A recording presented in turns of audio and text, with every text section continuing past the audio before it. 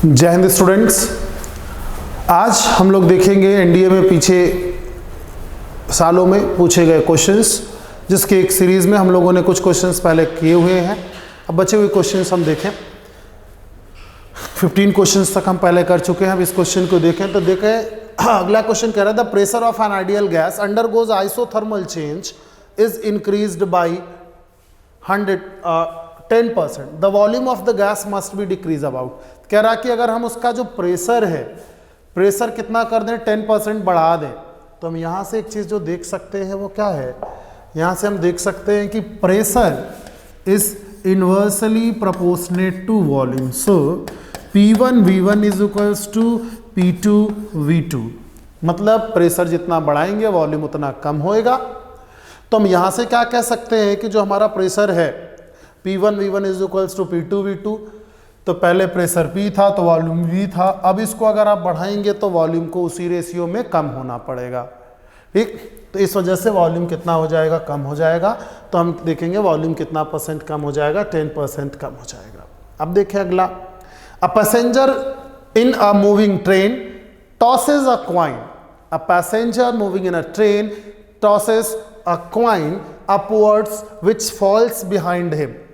एक passenger train में toss करता है और वो सिक्का उसके पीछे गिर जाता है। It implies that the motion of the train. तो हम देखें इस पे जो कॉन्सेप्ट काम करने वाला है वो कॉन्सेप्ट है इनर्शिया का। इनर्शिया सेज दैट कि जब भी कोई ऑब्जेक्ट है हमारे पास, तो वो ऑब्जेक्ट को अगर हम उछालते हैं तो वापस उसी जगह आएगा ड्यू टू इनर्शिया। लेकिन अब जब हमारे पास ये सिक्का था जिस कॉइन को हमने उछाला, तो उस समय उसके पास इनर्शिया थी जितना हमारा मोशन था। और अगर वो सिक्का पीछे गिर गया, मतलब पीछे सिक्का नहीं गया, हम आगे गए ना, तो इसका मतलब हमारा मोशन कैसा है, एक्सीलरेटेड मोशन। हम कैसी गति कर रहे हैं, हम त्वरित गति कर रहे हैं वहां पे। तो हमारा मोशन कैसा हो गया, एक्सीलरेटेड मोशन। इन एक्सीलरेटेड मोशन जब भी हम टॉस करेंगे तो कॉइन हमेशा हमारे पीछे गिरेगा, क्योंकि हम आगे की तरफ मूव कर रहे हैं। तो आगे की तरफ अगर हम चलते हुए किसी ऑब्जेक्ट को ऐसे उछालें तो वो वापस हमारे हाथ में ही आएगा। क्यों? क्योंकि उसके पास भी वही इनर्शिया ऑफ मोशन है जो हमारे पास है, क्योंकि वो हमारे साथ कनेक्टेड है। लेकिन अगर हम इसको फेंकने के बाद एक्सीलरेट हो जाएं तो ये तो वहीं गिर जाएगा, क्योंकि हम आगे चले जाएंगे। तो इस वजह से सिक्का उसके पीछे गिरता है यात्री के। तो यात्री के पीछे सिक्का गिरना इंडिकेट करता है कि उसका मोशन कैसा है, एक्सीलरेटेड मोशन है। फिर देखें, how many cubic centimetres in a cubic metre. अब देखें कि क्यूबिक सेंटीमीटर और क्यूबिक मीटर क्या कह रहा है। क्यूबिक सेंटीमीटर ये क्या है, बात कर रहे हैं हम लोग वॉल्यूम की। अब यहां पे जब भी हम बात करेंगे वॉल्यूम के लिए, तो V is equals to L cube. तो यहां पर दिया गया है क्यूबिक मीटर, मतलब क्या बात कर रहा है, 1 मीटर क्यूब में कितने सेंटीमीटर क्यूब होंगे। तो 1 मीटर क्यूब में कितने सेंटीमीटर क्यूब होंगे। तो हम इसको देखें, सॉल्व किया जाए। 1 रहने दीजिए, मीटर की जगह क्या लिख सकते हैं, 10 का पावर 2 और इसका क्यूब। तो ये क्या हो गया बेटा, 10 का पावर 6 सेंटीमीटर क्यूब। ऐसा बिल्कुल लिखा जा सकता है। तो 10 का power 6 centimetre cube is the correct option. Next देखा जाए, a semiconductor device is connected to a series circuit with a battery and a resistance. Current is found to pass through the circuit if the potential of the battery is reversed. If the polarity of the battery is reversed, the current drops to zero. The device में भी कह रहा है एक semiconductor, Hindi में कहें तो semiconducting device, अर्धचालक, एक अर्धचालक है, एक बैटरी और एक प्रतिरोध के साथ एक सर्किट में जुड़ा हुआ है, एक परिपथ में जुड़ा हुआ है। इसे हम लोग परिपथ कहेंगे। परिपथ में जुड़ा हुआ है। सर्किट से गुजरने वाली धारा देखा जाता है कि वो जब बैटरी की पोलरिटी चेंज कर दे, मतलब हम लोग देखें कि एक यहाँ पर एक रेजिस्टेंस लगा है, यहाँ पर कह रहा है इस बॉक्स में एक अननोन डिवाइस लगा है जिसके बारे में आपको बताना है। जब बैटरी ऐसी थी तो ये करंट को पास होने देता था। अब कह रहा बैटरी को उल्टा कर दिया जाए, इसके टर्मिनल चेंज कर दिए जाए। तो करंट टर्मिनल चेंज कर देंगे तो करंट ऐसा जाना चाहिए। तो ये कह रहा है current drops to zero, current drops to zero, current क्या हो जाता है, शून्य हो जाता है। द डिवाइस में भी, डिवाइस है क्या, तो डिवाइस क्या है, एक जंक्शन है। क्यों, जंक्शन जब फॉरवर्ड बेस्ड लगा होगा तो करंट जाएगा उसमें, रिवर्स बेस्ड होगा तो पोटेंशियल बैरियर का काम करेगा, तो फिर वहां पर कोई करंट नहीं जाएगा। ठीक, तो यहां पर इसके लिए सही आंसर हो गया पीएन जंक्शन हम लोग यूज करने वाले हैं। नेक्स्ट देखें, if a distance s covered by a moving car in rectilinear motion with a speed v in time t is given by, तो हमको दिया गया है s is equals to v into t, then the car undergoes, यदि समय t में एक गतिमान कार के साथ चलती हुई कार की दूरी s v बराबर, तो s इंटू ये दिया गया है s बराबर v into T, velocity into time, तो वेलोसिटी इंटू टाइम इसका मतलब कैसा है, ऑब्जेक्ट यूनिफॉर्म मोशन कर रहा है। कैसे पता यूनिफॉर्म मोशन, क्यों, क्योंकि हम क्या लिखते हैं, अगर एक्सिलरेटेड मोशन होता तो s इज इक्वल्स टू क्या होता, ut plus half at square, acceleration is zero, that's why हमको ये जीरो मिल रहा है, तो हमको मिला क्या, s is equals to ut plus ये टर्म जीरो मिल रहा है, तो यही तो लिखा हुआ है ऊपर, तो ये कब जीरो होगा, that indicates that acceleration is zero. ये क्या इंडिकेट कर रहा है कि जो हमारा एक्सिलरेशन है वो जीरो है। एक्सिलरेशन जीरो का मतलब ऑब्जेक्ट कैसा चलेगा, यूनिफॉर्म वेलोसिटी से चलेगा। ऐसा तब और केवल तब होगा जब वस्तु क्या कर रहा होगा, एक समान वेग से चल रहा होगा। फिर देखें, the phenomena of electromagnetic induction implies, the phenomenon of electromagnetic induction implies a production of induced, किसके लिए करता है, phenomenon of electromagnetic induction implies the production of induced resistance in the coil, current in the coil in an electric field changes. कह रहा है कि क्या induced होगा, current in a coil when magnetic field changes with time, voltage in a coil when electric field changes with time. तो change क्या होता है, इंड्यूस तो करंट होगा, लेकिन किसकी वजह से, due to change in magnetic flux. तो देखें, current in the coil when change an electric field, तो इलेक्ट्रिक फील्ड नहीं चेंज होना है वहां पे, इलेक्ट्रोमैग्नेटिक इंडक्शन हो रहा है वहां पर। क्या बोल रहा है फिनोमिनन, इलेक्ट्रोमैग्नेटिक इंडक्शन। तो current in the coil when magnetic field changes with time, क्या होगा, जब मैग्नेटिक फील्ड चेंज होगा तो वहां पे करंट इंड्यूस्ड होगा, जिसे हम इंड्यूस्ड करंट बोलते हैं। तो electromagnetic induction according to Faraday's law, when a magnet is moving, जब एक मैग्नेट किसी कॉइल के रिस्पेक्ट में, when a magnet moves with respect to a coil, इन दोनों के बीच में जब रिलेटिव मोशन होगा, इन दोनों के बीच में जब रिलेटिव मोशन होगा तो करंट इंड्यूस्ड होगा। उसका कारण क्या है कि ये हमारे पास जो मैग्नेट है इसका मोशन, अगर ये रिलेटिवली मूव करता रहेगा, इन दोनों के बीच में रिलेटिव मोशन होगा तो करंट प्रोड्यूस होगा। उस करंट को हम लोग क्या बोलेंगे, that current is known as induced current. अगला देखें, the displacement of a particle is given by x is equals to cos square omega t, the motion is simple harmonic, periodic but not simple harmonic, non periodic, none of these, इनमें से कोई नहीं।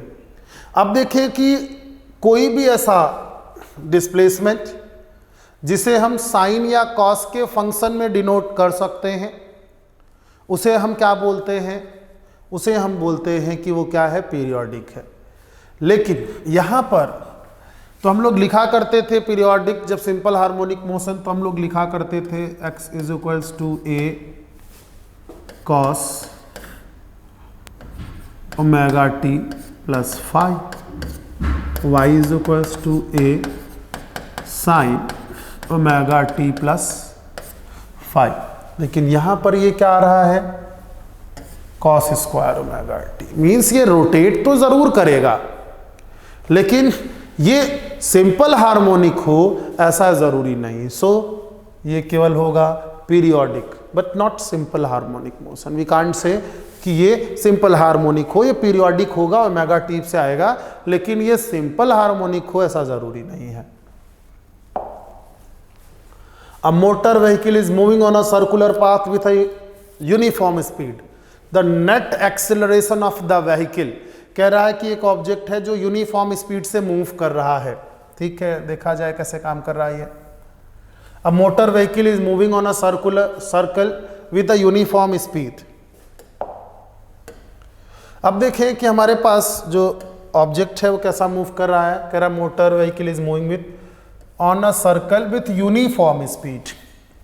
तो हम देखें वो move कैसा कर रहा है, एक सर्कुलर पाथ पे। स्पीड कैसा है, on a circular path speed is constant. तो हम देखें स्पीड है कैसी क्वांटिटी, तो स्पीड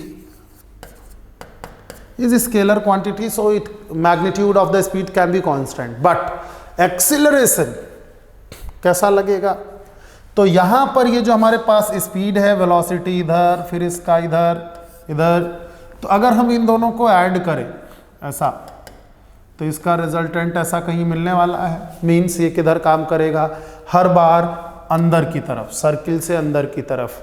तो हम क्या कह सकते हैं कि कोई भी ऑब्जेक्ट अगर सर्कुलर मूव कर रहा है तो उसमें एक्सेलरेशन होगा। आंसर इज यस, होगा।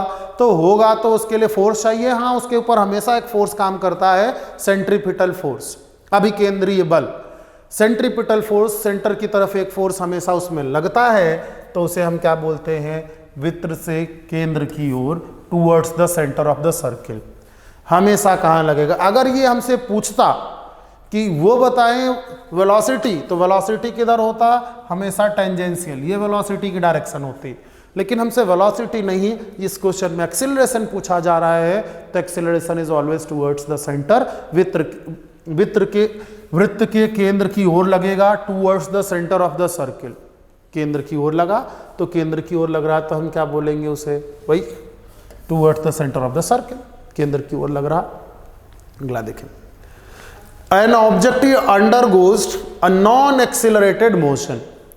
एक ऑब्जेक्ट है जो नॉन एक्सिलरेटेड मोशन कर रहा है। It's a rate of change in momentum. एक वस्तु गैर त्वरित गति से गुजर रहा है, इसकी दर में परिवर्तन।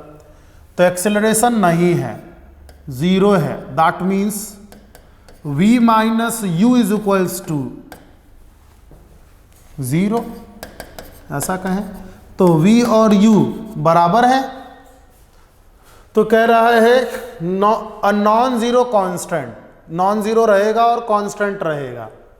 ठीक, तो हमसे पूछा क्या जा रहा है, rate of change in momentum. तो जब एक्सीलरेशन जीरो है तो इसका रेट ऑफ चेंज भी कितना जीरो होगा, जीरो। ठीक, ये इसका रेट ऑफ चेंज भी जीरो रहेगा। कैसे, अब हम लिखें फोर्स, जब एक्सीलरेशन जीरो, दैट स्टैंड्स की फोर्स जीरो। तो हम क्या लिखें यहां पर, m into a is equals to क्या लिखें, m v minus u upon t. तो यही तो rate of change of momentum. तो एक्सेलरेशन जीरो, तो ये जीरो, तो rate of change of momentum zero. Simply ऐसा भी तो किया ही जा सकता है। तो rate of change of momentum will be zero. अब देखें नेक्स्ट क्या कह रहा है, the motion of an electron in the presence of magnetic field depicted in the figure given below, the force acting on the electron be in direction। अब ये क्या कह रहा है कि एक इलेक्ट्रॉन को हम मैग्नेटिक फील्ड में भेज रहे हैं, तो उसमें लगेगा क्या, right hand thumb rule. Let's, तो यहां पर देखें ये फोर्स है, ये बताता है मैग्नेटिक फील्ड, ये बताता है करंट। तो हमको फोर्स का डायरेक्शन चाहिए। क्या कह रहा है बताइए, direction of force acting on the electron. तो इलेक्ट्रॉन का मोशन पता है हमको, आंसर इज यस, इलेक्ट्रॉन का मोशन पता है, लेकिन इलेक्ट्रॉन के मोशन के अगेंस्ट करंट की डायरेक्शन मानी जाती है। तो इलेक्ट्रॉन उधर जा रहा है, तो हम करंट को किधर देखें, नीचे की तरफ। ये जो हमारे थंब्स हैं ये इंडिकेट करते हैं FBI, force, magnetic field and current, Fleming's left hand rule, Fleming के बाएं हाथ का नियम। इस नियम के अनुसार अपने बाएं हाथ की 3 उंगलियों को इस प्रकार फैलाएं, stretch your first 3 fingers of your left hand as they are mutually perpendicular to each other, वो एक दूसरे के लंबवत हों। अब ये एक दूसरे के परपेंडिकुलर हैं अगर, तो यहाँ पर जो थंब है it will indicate the direction of force acting on the electron, ये इलेक्ट्रॉन पर लगने वाले बल की दिशा बताएगा, ये चुंबकीय क्षेत्र मैग्नेटिक फील्ड की दिशा बताएगा, और ये प्रवाहित धारा करंट की दिशा बताएगा। इस लॉ से इन 3 में से 2 चीजें दी रहती हैं, एक हमसे पूछा जाता है, जैसे कि इस क्वेश्चन में पूछा गया। इस क्वेश्चन में हमको क्या दिया गया, मैग्नेटिक फील्ड, तो मैग्नेटिक फील्ड का डायरेक्शन हमको इधर दिख रहा है, let's keep it like this. Current, electron ऊपर की तरह, तो मतलब करंट किधर जा रहा है, नीचे की ओर। तो अब ये हमारा जो फोर्स का डायरेक्शन है किधर आया, आउटसाइड द पेज। तो पहला ऑप्शन दिया है into the page, answer is no, ये नहीं होगा। दूसरा ऑप्शन देखा जाए आउट ऑफ द पेज, तो हम लोगों ने देखा ये स्थिति थी बाहर की ओर, ठीक। दूसरा दिया हुआ opposite to the motion of electron, तो सिंपल सी बात है वो प्लेन के परपेंडिकुलर होगा, उस प्लेन में होना ही नहीं है। तो इलेक्ट्रॉन के opposite along the motion of electron, ये दोनों तो वैसे ही नहीं हो सकते हैं, ठीक। तो इसका 2 ही ऑप्शन सही हो सकता था, अंदर की तरफ या बाहर की तरफ। तो हम लोगों ने लेफ्ट हैंड रूल लगाया, जहां से हमको पता चला thumb indicate the direction of force, जो बाहर की तरफ है। अब देखें next, imagine a current carrying wire with the direction of current downwards और into the page, the direction of magnetic field lines. कह रहा है कि एक ऐसा आप बताएं, इमेजिन करें एक current carrying wire with the direction of current downwards और इनटू द पेज। तो हम मान लेते हैं पेज में, तो पेज में जाता हुआ करंट हम लोग ऐसा मानते हैं। तो कह रहे हैं the direction of magnetic field lines, चुंबकीय क्षेत्र रेखाओं की दिशा बताएं कि वो कैसे चलेंगी। मीन्स क्लॉकवाइज घड़ी की दिशा में, एंटी क्लॉकवाइज घड़ी की विपरीत दिशा में, इनटू द पेज पेज के अंदर, आउटसाइड द पेज पेज के बाहर। तो हम देखें कि ये क्या कह रहा है, करंट किधर जा रहा है, तो करंट जा रहा है अंदर की तरफ। अब हम इसमें अप्लाई करेंगे राइट हैंड थंब रूल, दाहिने हाथ के अंगूठे का नियम। According to right hand thumb rule, current की डायरेक्शन में hold the current carrying conductor as like this, कि जिधर करंट जा रहा है उधर आपका थंब हो, then the rest folded fingers will give you the direction of current. तो बची हुई जो उंगलियां हैं वो हमको धारा की दिशा बताएंगी। तो इधर ये जा रहा है, तो इधर से क्या हुआ, ये वैद्युत धारा की दिशा पता चल गया थंब से। इधर अंगूठे की डायरेक्शन में क्या बताएगा, धारा की दिशा, मीन्स जिधर करंट जा रहा है, direction of flow of current, ये हमको कहां से पता चलेगा, थंब से। बाकी मुड़ी उंगलियां हमको क्या बताएंगी, डायरेक्शन ऑफ मैग्नेटिक फील्ड, चुंबकीय क्षेत्र की दिशा। तो ये ऐसा है अंदर की तरफ, तो ये कैसे होंगी, इस तरीके से आ रहे होंगे। तो ये क्लॉकवाइज है या एंटी क्लॉकवाइज है, आंसर इज क्लॉक। ऐसा ही तो घड़ी में बचता है 12 1 2 3, तो घड़ी के दिशा में चल रहा है, तो आंसर ए इज करेक्ट, ये क्लॉकवाइज होगा, ठीक। अब हम देखें यहां पर ये जो हमारा मोशन है ये कैसा दिख रहा है, क्लॉकवाइज दिख रहा है। अगला देखें, the motion of a particle is given by straight line in a given graph. The motion of a particle is given by straight line in the given graph, draw with displacement x and time t, which one among the following statement is correct. विस्थापन x और समय t के साथ दिए गए graph में एक कण की गति एक सीधी रेखा द्वारा दी गई है। तो हमको विस्थापन और समय ग्राफ दिया गया है, ये थोड़ा सा देख रहे हैं हम लोग, ऐसा एक इस टाइप का ग्राफ बनाया गया है। ये डिस्प्लेसमेंट है, ये टाइम है। What it shows the uniform velocity of the particle, answer is yes, क्योंकि स्लोप चेंज नहीं हो रहा है, एक साथ लगातार हम क्या देख रहे हैं कि उसकी वेलोसिटी बढ़ती जा रही है। तो जब किसी का डिस्प्लेसमेंट टाइम के साथ बढ़ रहा है, इसका मतलब उसका वेलोसिटी कांस्टेंट है। अगर वेलोसिटी लगातार बढ़ रही होती तो इसका स्लोप भी बदलता। तो यहां से हमको क्या पता चल गया, the velocity of the particle is uniform, कण का जो वेग है वो समान रहने वाला है। इसको पता करने का एक और तरीका है, हर टाइम इंटरवल के बाद देखेंगे तो वो एक निश्चित डिस्टेंस ट्रेवल कर रहा है। तो हम भी यही कहते हैं, when an object travels equal distances in equal interval of time, then the motion is, when an object travels equal distances in equal interval of time, then the motion is uniform motion. तो वो क्या है, कण का एक समान वेग है। चलो अगला देखा जाए, next, the human I is like a camera and hence it contains a system of lens. The eye lens forms. कह रहा है मानव की आंख एक कैमरे की तरह होती है, इसलिए इसमें लेंस की एक प्रणाली होती है, आंख का लेंस बनता है। तो अब देखें कि क्या करता है, द आई लेंस फॉर्म्स।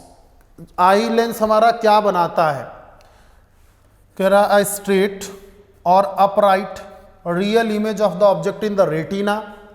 अब हम देखें कि हमारे आंख में होता क्या है, तो बहुत सिंपल सा है कि हमारे आंख के अंदर है क्या, हमारे आंख के अंदर है एक कॉन्वेक्स लेंस। कॉन्वेक्स लेंस कैसा इमेज बनाता है, दैट वी ऑल नो कि ये रियल इन्वर्टेड इमेज बनाता है। तो हमारे लिए स्क्रीन का काम करता है आंख का retina. Retina works as a screen of,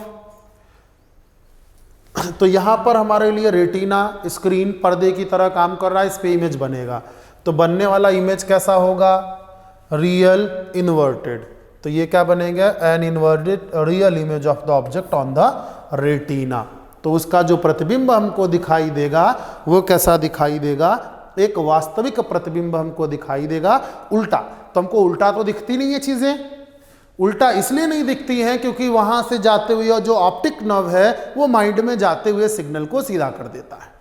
तो जो इमेज रेटिना पर बनती है वो बनती है रियल इन इन्वर्टेड। जैसे सपोज करें इस पेन की तरह ऐसा कोई ऑब्जेक्ट है जिसे हम देख रहे हैं, इसका इमेज हमारे आंख में कैसा बनेगा, ऐसे उल्टा बनेगा।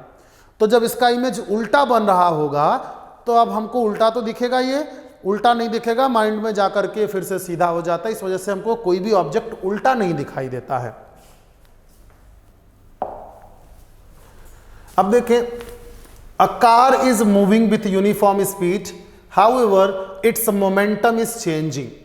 कह रहा है कि एक कार है जो एक यूनिफॉर्म स्पीड से चल रहा है, मीन्स उसकी चाल नहीं बदल रही है, लेकिन कह रहा है कि उसका मोमेंटम बदल रहा है। However it's momentum is changing then car. तो अगर सीधी रेखा पे चल रही होती तो स्पीड और वेलोसिटी बराबर होती। मोमेंटम क्या होता है, mass into velocity, mass into speed नहीं, momentum is m into v, mass into velocity. अब देखें, moving on a straight line path without acceleration, नहीं, एक अंडा पाथ कार पथ पर हो सकता है, सही कह रहा है। त्वरण के साथ सीधे रास्ते पे चलेगा तो त्वरण बढ़ेगा तो स्पीड भी बढ़ जाएगा। बिना किसी त्वरण के गतिमान है, इसका मतलब वो किसी अंडाकार पथ पे चल रहा है। तो जब वो ऐसे चलेगा तो वेलोसिटी तो ऐसा होगा और स्पीड तो एक कांस्टेंट डायरेक्शन में, उससे कोई मतलब नहीं है डायरेक्शन से, वो एक मैग्नीट्यूड है। तो वेलोसिटी चेंज होगी, तो वेलोसिटी चेंज होगी तो क्या कह रहा है, मोमेंटम चेंज हो रहा है तो हो जाएगा। Ohm's law defines, Ohm's law किसको डिफाइन करता है, ठीक। ओम्स लॉ से हम क्या डिफाइन करते हैं, according to Ohm's law, rate of flow of current is directly proportional to potential difference. तो इन दोनों के रेशियो से हम रेजिस्टेंस को यहाँ पे डिफाइन करते हैं। तभी हम लोग पढ़ते हैं ohmic and non ohmic resistances. These are the few questions which were asked in our previous year exams। ये पीछे सालों में पूछे गए एनडीए के कुछ प्रश्न हैं जिनको हम लोग डिस्कस कर रहे हैं।